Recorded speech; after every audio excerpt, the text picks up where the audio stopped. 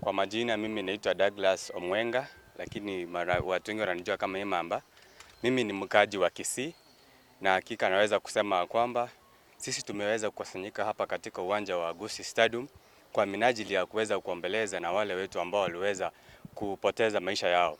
Hakika sisi tuliweza kuchagua viongozi wawili ambao ni President Ruto na vilevile na upinzani ambaye ni Raila Amolo Odinga. Lakini naomba sana ya kwamba hao watu wawili waweze kuwa pamoja, at least waongee, ili sisi kama vijana tuweze kujua ya kwamba tuko na matumaini ambayo yanakuja kwenda hapo mbele. Tukisema kwamba eti ni maandamano siku zote, tutaharibu vitu zetu, na kama hapa Kisii unaona watu wengi wameweza kufa, tumeweza kurekodi vifo za watu 4 ambapo ni vibaya sana.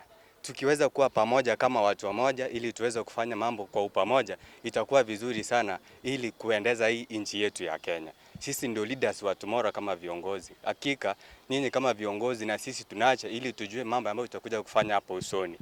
Asante. Kwa ajili ya jina lako, hakika wewe uko pamoja nao. Daudi akasema, nilifurahia nilipoambia tuende katika nyumba ya Bwana.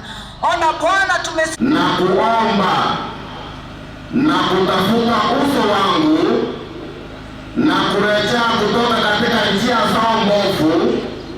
Viongozi wa serikali ya jimbo hili la ugatuzi Kisii, leo tumekusanyika